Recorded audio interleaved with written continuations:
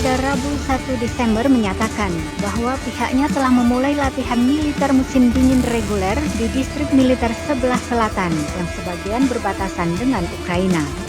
Sebanyak 10.000 tentara telah dikerahkan ke tempat pelatihan di seluruh wilayah yang luas. Kementerian Pertahanan dalam sebuah pernyataan menyebutkan bahwa latihan juga akan berlangsung di Crimea, semenanjung Laut Hitam yang dicaplok Rusia dari Ukraina pada 2014. Juga di wilayah Rusia yang berbatasan dengan Donbas, letak Ukraina Timur yang direbut oleh separatis yang didukung Rusia.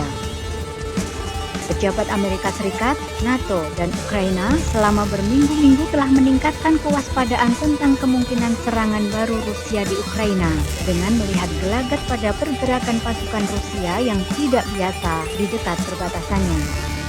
Rusia telah menolak kecurigaan yang dialamatkan kepadanya karena merasa memiliki hak untuk memindahkan pasukannya di wilayahnya sendiri jika dianggap cocok. Latihan yang melibatkan unit infanteri bermotor akan berlangsung di lebih dari 30 tempat pelatihan di setidaknya 6 wilayah berbeda.